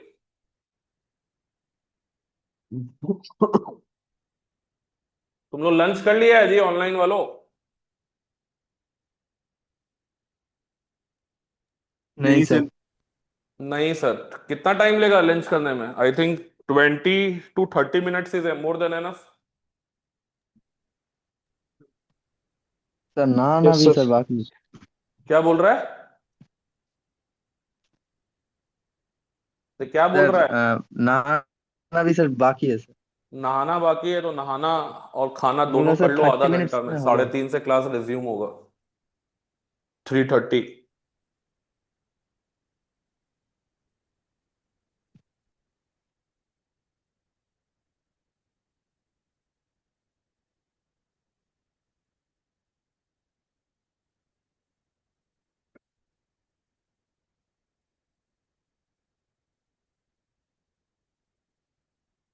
लिख लियो तो ब्रेक ले लो, आई एम वीडियो को थोड़ा सा ये कर रहे हैं, ऑफ करेंगे, या वीडियो को ऑन ही रहने देते हैं, या वीडियो को ऑफ कर देते हैं,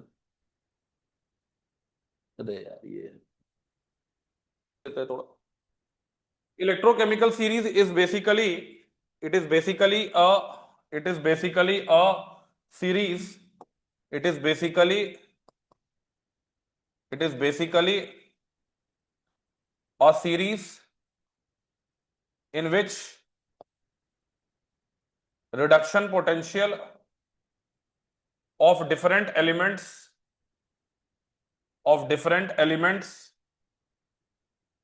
are arranged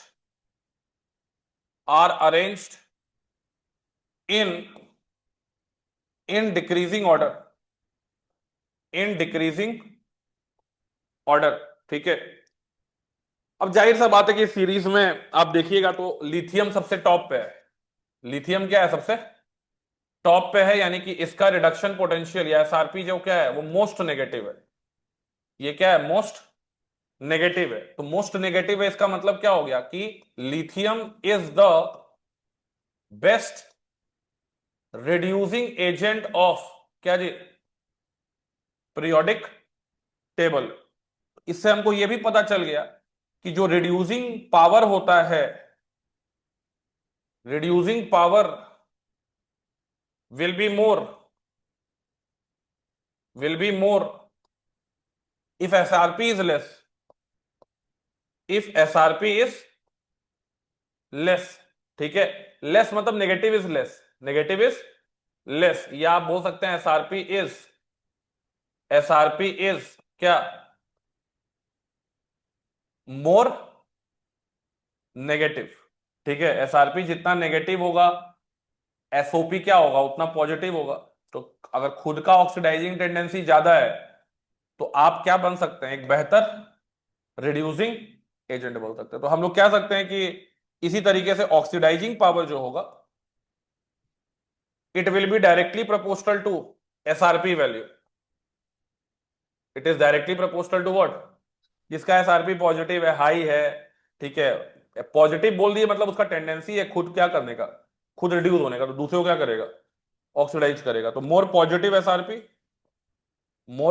SRP better will be, better will be what, better will be what, oxidising agent. ठीक है, तो ये सारा आपको अब यहां पे देखने को मिलेगा एप्लीकेशन ऑफ इलेक्ट्रोकेमिकल सीरीज में। ठीक है, एप्लीकेशन का पार्ट है ये सब चीज। इसके अलावा और एप्लीकेशन आप जो बचपन में पढ़ते थे कि जो एलिमेंट हाइड्रोजन के ऊपर है वो हाइड्रोजन को क्या करेगा, मिनरल एसिड से डिस्प्लेस कर देगा। H प्लस आयन को क्या करेगा, मिनरल एसिड से डिस्प्लेस कर देगा। तो एलिमेंट्स और metals placed above hydrogen, placed above hydrogen, ठीक है, placed above hydrogen in the series, in the series will displace, will displace H plus from mineral acid, H plus from mineral acids, ठीक है, to evolve क्या जी, H2 gas. इसलिए आप देखते थे कि जिंक का जब हम लोग HCl के साथ रिएक्शन कराते हैं, डाइल्यूट HCl के साथ, तो जिंक क्या बना देता है, ZnCl2, और हाइड्रोजन गैस क्या हो जाता है, इवॉल्व हो जाता है, क्योंकि जिंक पीरियोडिक टेबल में ऊपर है। ठीक है, और पीरियोडिक टेबल बोल रहे हैं, इलेक्ट्रोकेमिकल सीरीज में हाइड्रोजन के ऊपर है। लेकिन कॉपर का अगर हम डाइल्यूट HCl के साथ रिएक्शन कराने जाएंगे तो क्लास 10 से आप लोग पढ़ते आ रहे हैं कि यहां पे रिएक्शन नहीं होता है, डाइल्यूट HCl के साथ तो रिएक्शन नहीं होने वाला है। तो यहां पे आप देखते हैं कि एलिमेंट्स जो कि हाइड्रोजन के ऊपर प्रेजेंट हैं वो क्या करेंगे, हाइड्रोजन को डिस्प्लेस करके H2 गैस इवॉल्व करवाएंगे। ठीक है, क्योंकि हाइड्रोजन जीरो है, तो हाइड्रोजन जीरो है तो इसका मतलब क्या है, जीरो, यानी जिंक जा रहा है जिंक 2+ में, और हाइड्रोजन जो जा रहा है वो किस में जा रहा है। तो हमारा सेल कब वर्क करेगा, जब हम दोनों को कपल करेंगे, और कपल करने के बाद मेरा E0 सेल पॉजिटिव है, E0 सेल क्या है, पॉजिटिव है। तो जो नेगेटिव है और ये तो जीरो है, ठीक है, लेकिन जब हम इसका ऑक्सीडेशन टेंडेंसी देखते हैं तो ऑक्सीडेशन टेंडेंसी पॉजिटिव है और इसका रिडक्शन टेंडेंसी जीरो है, तो ओवरऑल ई सेल क्या आएगा, जीरो आएगा। अब जो भी एलिमेंट हाइड्रोजन के नीचे है वो जाहिर सा बात है कि हाइड्रोजन गैस को रिप्लेस नहीं कर सकता है, ठीक है, डाइल्यूट HCl से। ठीक है, तो यहीं पे वो पॉइंट लिख दे रहे हैं कि जो भी लोग ऊपर हैं वो तो ठीक है, मेटल्स प्लेस्ड बिलो हाइड्रोजन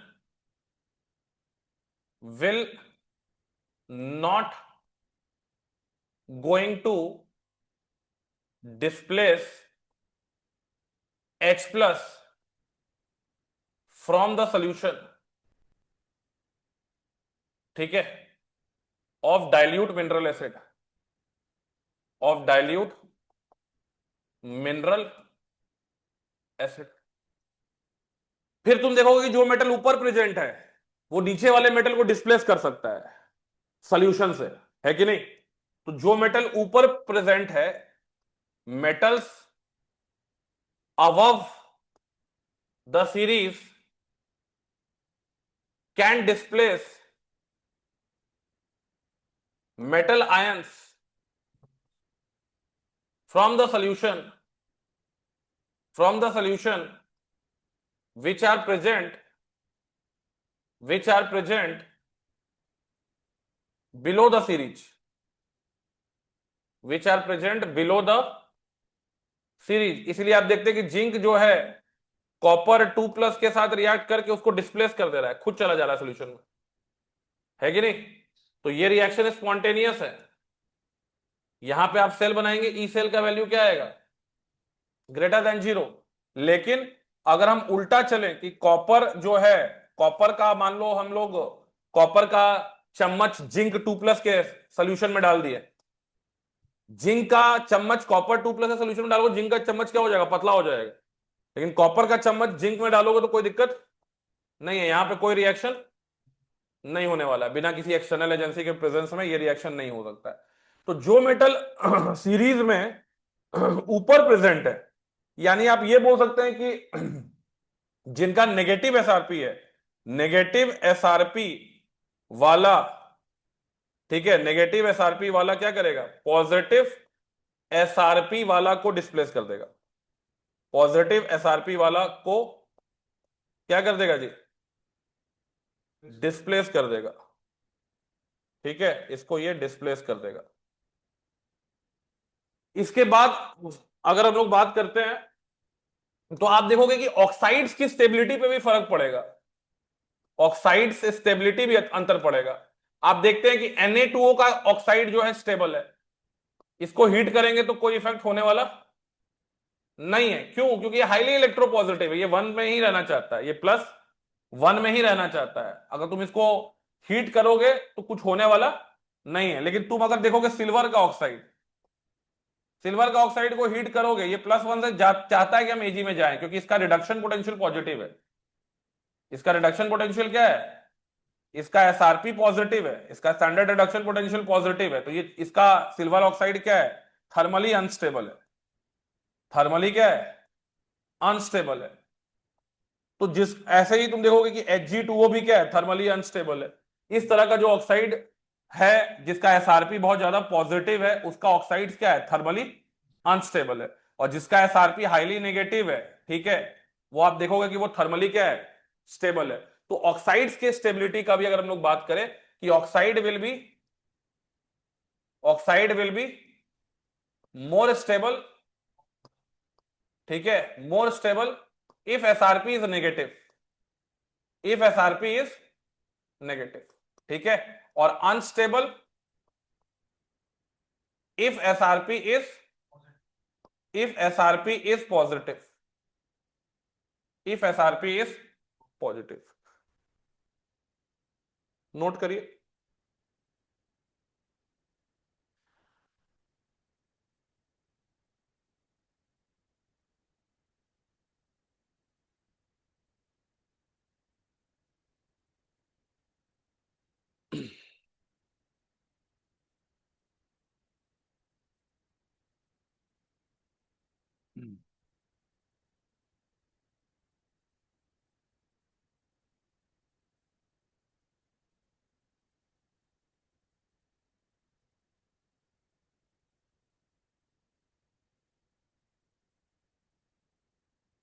क्या खाया जी तुम लोग, चिकन क्लॉज?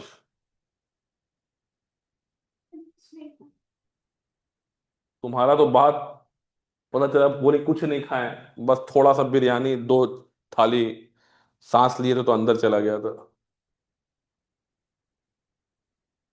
कौन बोला कि बिरयानी आसपास नहीं मिलता है? सीधा जाओ एकदम बालीगंज स्टेशन की तरफ, वहां बिरयानी ही बिरयानी बेच रहा है खाली।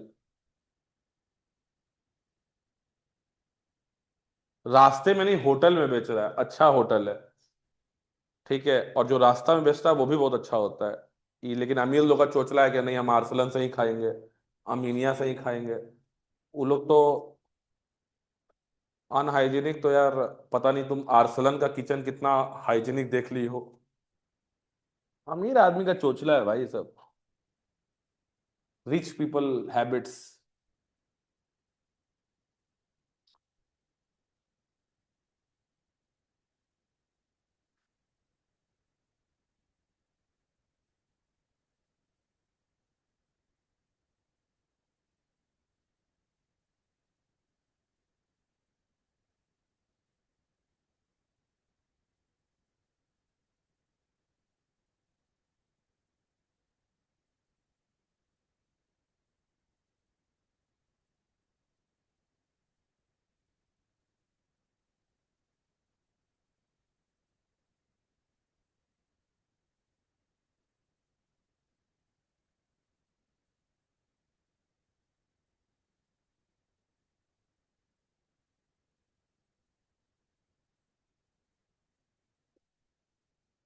हो गया जी, स्लाइड चेंज करिए।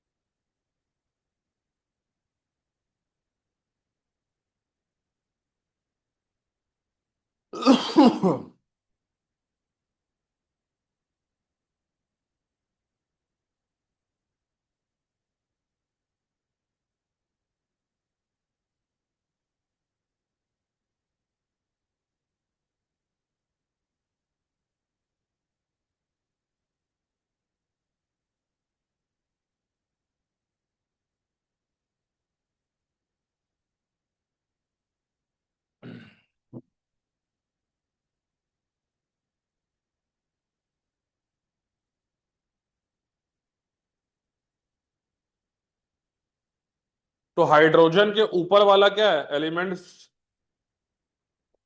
ये हाइड्रोजन के ऊपर वाला एलिमेंट क्या हो जाएगा, ये better oxidising agent, better reducing agent होगा।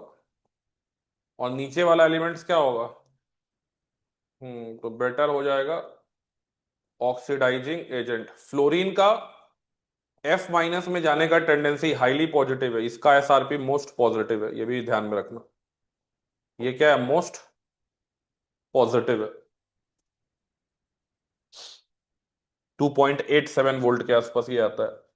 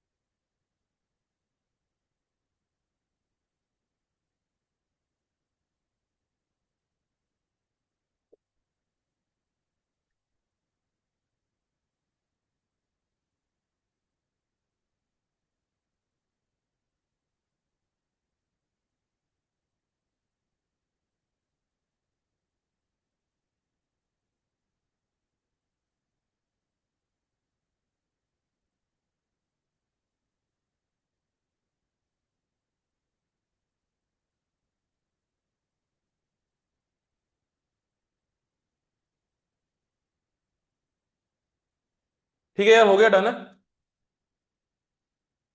चलिए, इसके बाद ये पिलर खत्म होता है हमारा। अगला पिलर जो है हमारा, दैट इज कंडक्टेंस वाला pillar. That pillar is conductance. ठीक है, इसमें कुछ कुछ चीजें तो आप लोगों को जैसे पता है, जो आप लोग फिजिक्स में पढ़ते हैं, कुछ कुछ चीजें तो वैसा ही है, कुछ उसमें खास चेंज नहीं है। ठीक है, तो आपका कुछ कुछ चीजें जो है कंडक्टेंस के अंदर वही है जो आपने पहले पढ़ रखा है। ठीक है, जैसे कंडक्टेंस जो है, ये तो फॉर्मूला आप लोग जानते ही हैं कि रेजिस्टेंस को हम लोग क्या लिखते हैं, रो एल बाय ए लिखते हैं। ठीक है, 1/R क्या हो जाता है, कंडक्टेंस हो जाता है, इसको G से हम लोग रिप्रेजेंट करेंगे, दिस इज G। और 1/रो क्या हो जाता है, इसको कप्पा से रिप्रेजेंट करेंगे, और इसको क्या बोलेंगे, कंडक्टिविटी बोलेंगे, कंडक्टिविटी या स्पेसिफिक कंडक्टेंस, इसको क्या बोल देंगे, स्पेसिफिक, स्पेसिफिक कंडक्टेंस बोल देंगे। ठीक है, तो इसमें यार अगर हम लोग बात करें, तो इसको अगर 1/R को लिखें तो क्या आ जाएगा, 1/रो इंटू क्या, A/L आ जाएगा। ठीक है, तो 1/रो क्या आ जाएगा, 1/रो आ जाएगा 1/R इंटू L बाय क्या, 1/रो को तो G बोलेंगे, और ये आ जाएगा G स्टार। ठीक है, सॉरी क्या लिख रहे हैं हम, कप्पा। 1/रो को क्या बोलेंगे, कप्पा, इसको बोलेंगे G, और ये आ जाएगा G star. What is G star, cell constant. G star क्या है, L/A, that is what, cell, that is what, cell cell constant है ये, ठीक है।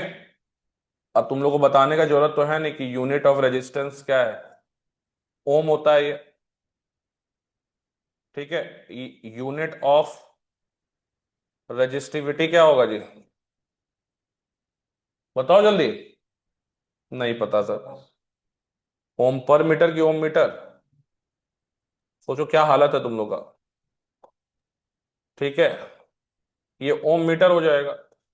इसी तरीके से हम यूनिट ऑफ कंडक्टेंस की बात करें तो ओम इनवर्स, या इसी को आप एस बोलते हैं, साइमन बोलते हैं, ठीक है। इसके बाद यूनिट ऑफ, अगर हम लोग कप्पा की बात करें तो ये हो जाएगा साइमन पर मीटर या साइमन पर सेंटीमीटर। तो ये अलग अलग चीजों का क्या हो गया, यूनिट हो गया। ये फॉर्मूला हम लोग काफी यूज कर रहे होंगे, ठीक है। फॉर्मूला में नोट करिए इसको पहले।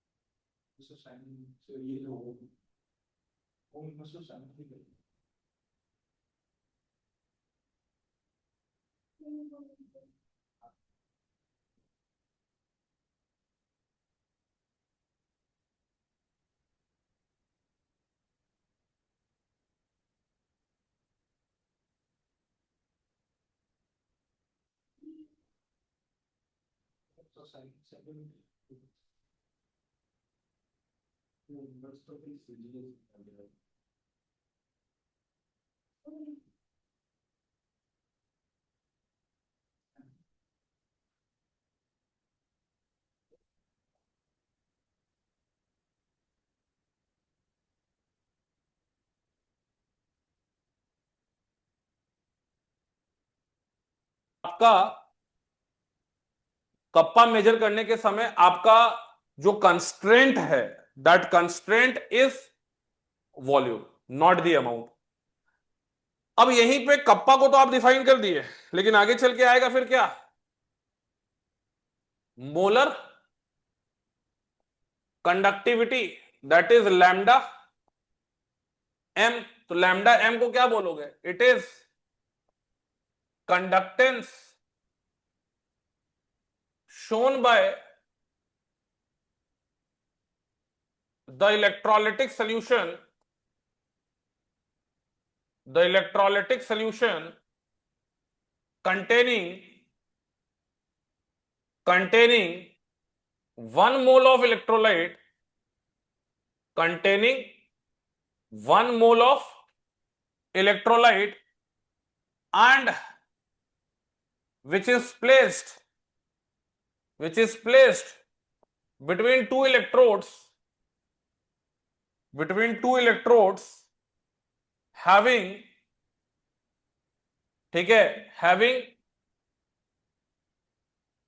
ठीक है, large cross sectional area, having large cross sectional area and separated by unit distance, and separated by क्या, यूनिट डिस्टेंस। कहने का मतलब यहां पे constraint in measuring molar conductivity, और यहीं पे अगर हम इक्विवेलेंट कंडक्टिविटी लिखते तो लैम्डा ई लिख देते। लैम्डा ई की जगह डेफिनेशन में क्या आपको चेंज करना पड़ता, 1 ग्राम इक्विवेलेंट हो जाता। तो constraint in measuring lambda M या फिर लैम्डा ई, ठीक है, लैम्डा एम या फिर लैम्डा ई, लैम्डा एम और लैम्डा ई इज अमाउंट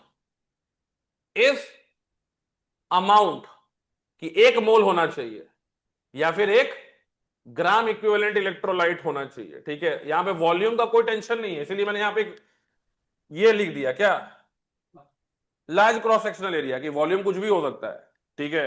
यानी यहां पे आपका कोई जरूरी नहीं कि एल बाय ए का वैल्यू 1 हो, एल बाय ए का वैल्यू कुछ भी हो सकता है, ठीक है। तो यहां पे constraint is what, amount and not the volume, and not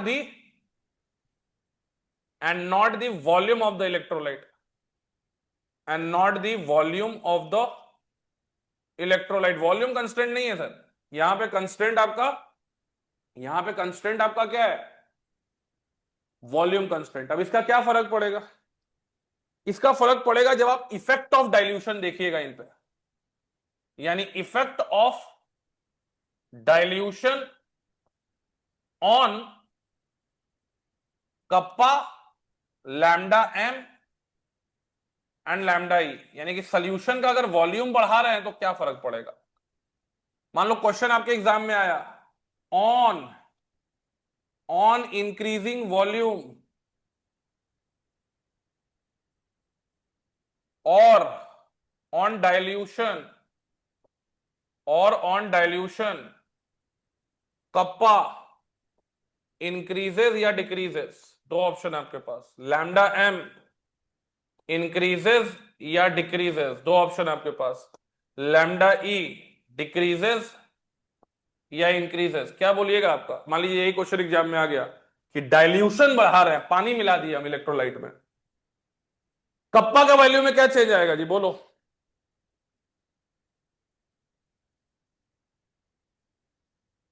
बताओ जी ऑनलाइन वालों, क्या चेंज आएगा कप्पा का वैल्यू में, बढ़ेगा कि घटेगा।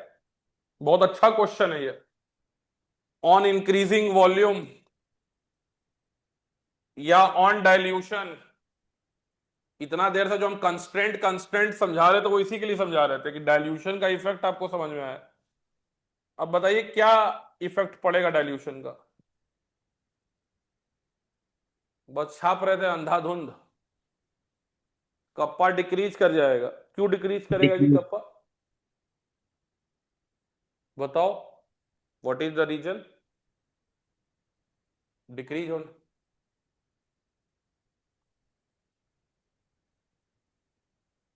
हाँ तो उससे क्या हो गया, तो मतलब इसका इसका वॉल्यूम, इसका वैल्यू कांस्टेंट रह जाना चाहिए। जब यहां कांस्टेंट नहीं है तो यहां कांस्टेंट रह जाएगा। यहां पे कंस्ट्रेंट बोला गया है, कंस्ट्रेंट का मतलब है कि वॉल्यूम आपको 1 सेंटीमीटर क्यूब रखना है। कप्पा बढ़ेगा कि घटेगा ये कैसे बताएंगे, डाइल्यूशन बढ़ाने पे, वॉल्यूम बढ़ाने पे। बादल बादल बहुत से उसके फॉर्मूला फॉर्मूला चाय भाड़ की में दुकान जाए है यार, कितनी टका डेफिनेशन दिला बताएं, डेफिनेशन से रिलेट करना है, क्या है बताओ जी। अरे ऑनलाइन वाला बताओ, सब वीडियो ऑन करो तो पहले।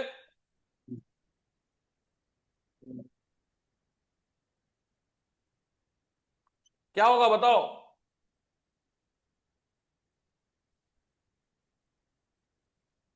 अरे पता है तो बोलो पता है, नहीं पता है तो बोलो कि नहीं पता है। नहीं तो नहीं पता है। अब देखो यहां पे डाइल्यूशन जो है अगर बढ़ा रहे हैं तो कप्पा का वैल्यू जो है डिक्रीज कर जाएगा, ठीक है। कप्पा का वैल्यू यहां पे डिक्रीज कर जाएगा। लैम्डा एम जो है ये इंक्रीज करेगा, लैम्डा ई भी जो है ये इंक्रीज करेगा। अब इतना देर से जो तमाशा हम लोग कर रहे थे वो तमाशा यही समझाने के लिए कर रहे थे कि कंस्ट्रेंट को दिमाग में रखिए। जैसे ये मान लीजिए एक छोटा सा हमने क्या किया, कंटेनर लिया, ठीक है। और ये कंटेनर जो है इसके अंदर हमारा 1 सेंटीमीटर क्यूब वॉल्यूम था, मतलब ये अच्छा ठीक है। य- यहां आपका 1 सेंटीमीटर क्यूब मेरा क्या है जी, इलेक्ट्रोलाइट है। और मान लो इसके अंदर क्या है, 1 मोल इलेक्ट्रोलाइट भी है। क्या है, 1 मोल इलेक्ट्रोलाइट भी है। तो मतलब यहां लैम्डा एम और के का वैल्यू क्या है, इक्वल है। मान लीजिए अब हम इसमें पानी ऐड करेंगे, ठीक है। नाउ वी हैव एडेड, मान लीजिए ये 1 सेंटीमीटर क्यूब है तो मान लीजिए हम इसमें 99 सेंटीमीटर क्यूब वाटर ऐड कर रहे हैं। 99 सेंटीमीटर क्यूब वाटर क्या कर रहे हैं, ऐड कर रहे हैं। तो 99 सेंटीमीटर क्यूब ऐड करने के बाद मान लो इसका वॉल्यूम बढ़ गया, ठीक है। अब इसका वॉल्यूम क्या हो गया है, बढ़ गया है। अब यहां इमेजिन करिए कि वॉल्यूम जो आपका बढ़ा है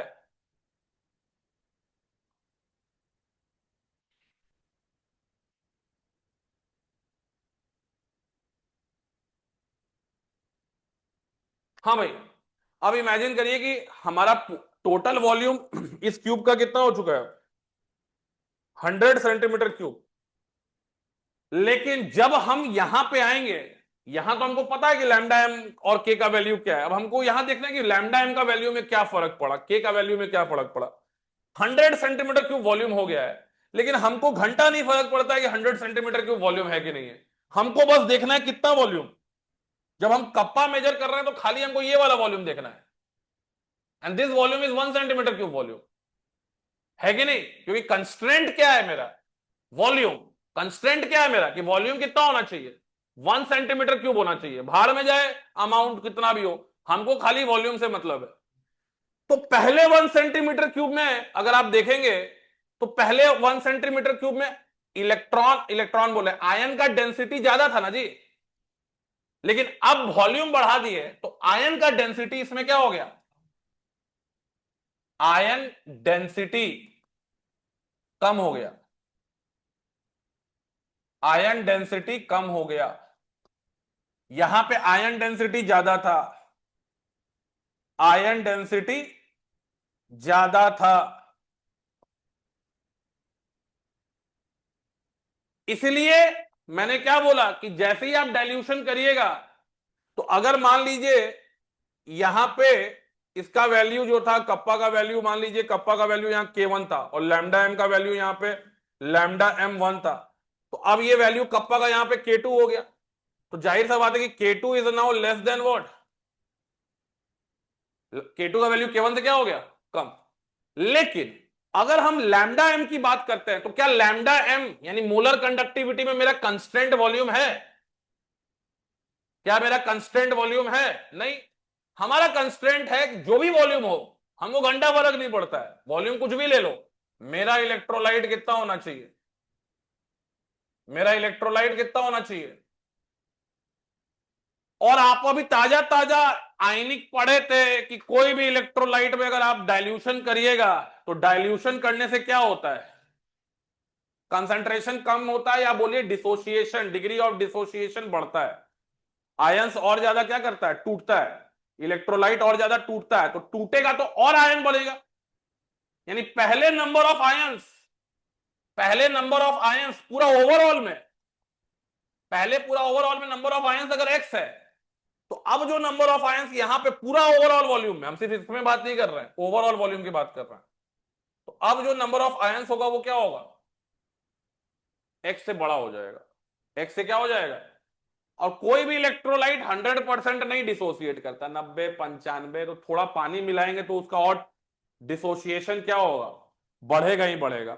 अब डिसोसिएशन बढ़ा तो हमको नहीं मतलब है कि 1 सेंटीमीटर क्यूब में क्या है, वो कब मतलब रहेगा, जब कप्पा मेजर करेंगे। हमको तो बस पता है कि इस पूरे वॉल्यूम में मेरा क्या है, 1 मोल इलेक्ट्रोलाइट प्रेजेंट है। इसलिए लैम्डा M2 का वैल्यू जो होगा वो लैम्डा M1 से क्या हो जाएगा, बड़ा हो जाएगा। इसीलिए कंस्ट्रेंट आपको आइडेंटिफाई करना जरूरी था कि जब हम कप्पा मेजर कर रहे हैं तो क्या ध्यान रखना है कि वॉल्यूम इलेक्ट्रोलाइट का क्या हो, 1 सेंटीमीटर क्यूब, उसमें अमाउंट कुछ भी हो हमको फर्क नहीं पड़ता है।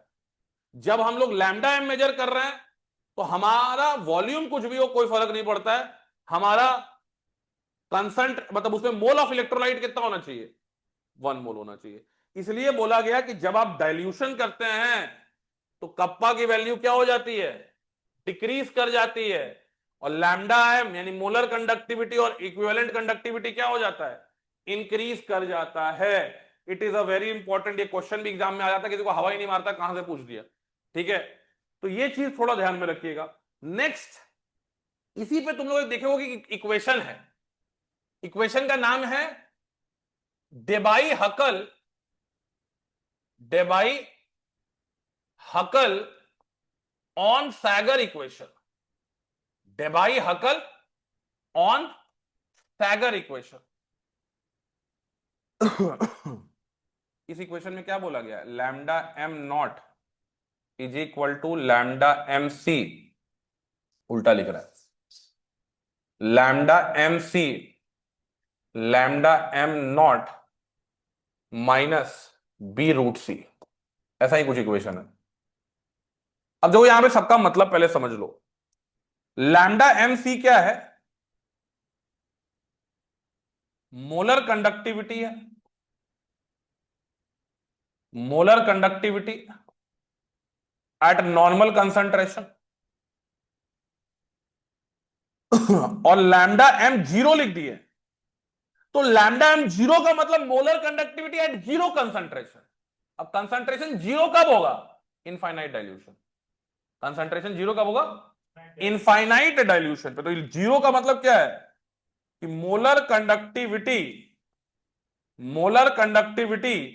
Eight C tends to zero, at C tends to, पानी मिलाते जाओगे मिलाते जाओगे मिलाते जाओगे मिलाते जाओगे, इनफाइनाइट डाइल्यूशन कर दोगे। तो ये क्या बता रहा है? Molar conductivity eight infinite dilution. ठीक है, इसको बोलेंगे आप मोलर। तो अरे जाहिर सा बात है ना यार कि डाइल्यूशन बढ़ाने पे लैम्डा एम बढ़ रहा है, तो लैम्डा एम का मैक्सिमम वैल्यू क्या होगा? What is the maximum value of lambda M? तो बोलेंगे लैम्डा नॉट एम। इसका मैक्सिमम वैल्यू अचीव तभी होगा जब इनफाइनाइट डाइल्यूशन करेंगे। यानी maximum value will be achieved, maximum value will be achieved at, क्या जी? इनफाइनाइट। पूरा कड़ी को समझो कि पूरा पिक्चर क्या चला। यहां से पिक्चर चला कि लैम्डा एम बढ़ रहा है। कब बढ़ रहा है? वॉल्यूम बढ़ाने पे। तो वॉल्यूम बढ़ाने पे बढ़ रहा है, यानी कितना वॉल्यूम बढ़ा सकते हैं? जब तक सी टेंस टू जीरो ना हो जाए। सी टेंस टू जीरो हो गया मतलब इनफाइनाइट डाइल्यूशन। इनफाइनाइट डाइल्यूशन पे ही क्या होगा? इनफाइनाइट डाइल्यूशन पे ही क्या होगा? ये अपना मैक्सिमम वैल्यू क्या करेगा? रिटेन करेगा। ये अपना मैक्सिमम वैल्यू क्या करेगा? रिटेन करेगा। इसलिए इसको हम बोलते हैं क्या? मोलर कंडक्टिविटी, क्या जी? Eight infinite dilution. तो देख ही रहे हो कि सी बढ़ेगा तो ये घटेगा लैम्डा एम सी, है कि नहीं? और सी को जीरो कर दो तो इसका वैल्यू क्या होगा? लैम्डा एम सी का मैक्सिमम। कॉन्सेंट्रेशन बढ़ाओगे तो लैम्डा एम सी क्या होगा? घटेगा। तो lambda M increases as concentration क्या? डिक्रीजेस। या फिर आप बोल दीजिए एज अ डाइल्यूशन क्या? तो ये आपका चीज चल रहा है। ठीक है, अब इसी में ग्राफ आप जब बनाते हैं तो ग्राफ मान लीजिए आप बनाइएगा तो ग्राफ कुछ ऐसा बनेगा। ये लैम्डा एम प्लॉट कर दिया आपने और ये आपका ग्राफ हो गया किसके साथ?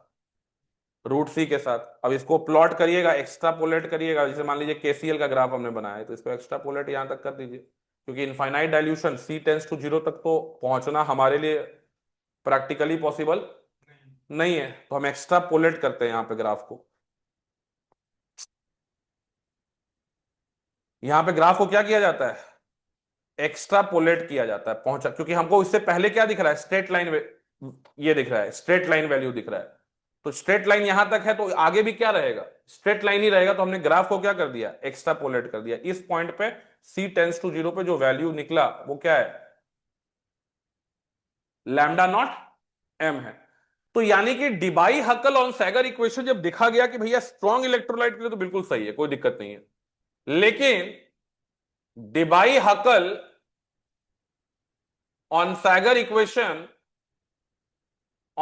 equation, is not valid for, क्या जी?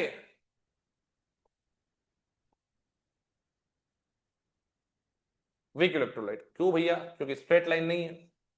अगर हम इसका ग्राफ बनाए किसके साथ? ऐसा नहीं है कि डिक्रीज यहां नहीं हो रहा है, यहां भी डिक्रीज हो रहा है। कंसंट्रेशन बढ़ाइएगा डिक्रीज होगा, लेकिन लीनियर नहीं है ग्राफ, ऐसा कुछ है। ये मान लीजिए आपका CH3 COOH, अब ऐसा ग्राफ मिल रहा है, इसको कहां एक्स्ट्रापोलेट करें? तो लीनियर वेरिएबल नहीं है, इसको यहां एक्स्ट्रापोलेट करें, यहां एक्स्ट्रापोलेट करें, यहां एक्स्ट्रापोलेट करें, कहां एक्स्ट्रापोलेट करें? ठीक है, इसलिए क्या बोल दिए कि Debye Huckel Onsager equation is not valid for weak electrolyte. Why? Because lambda M versus root C graph is not, क्या जी? इसलिए आप यहां पे एक्स्ट्रापोलेट नहीं कर पा रहे हैं। ठीक है, तो इसलिए Debye Huckel Onsager equation में आपका सी जो है वो कॉन्सेंट्रेशन है, बी जो है बी वाला टर्म वो Debye Huckel Onsager constant है, उसके बारे में अभी बात नहीं किए हैं, तो वहां पे आपका ये पूरा इक्वेशन इसी से रिलेट हो जाता है। कहां से तुम लोग को नोट करना था? हाँ, यहां पे सी जो बी जो है it is Debye Huckel Onsager constant. ठीक है, कहां से लिखना है तुम लोग को? यहां से, यहां से, यहीं से लिखना है, किसके पहले से लिखना है जी? कितना पेज हो गया? ये तो लिख लियो ना, नहीं लिखे हो? ये यहां से लिखना है। हाँ ठीक है, लिखो।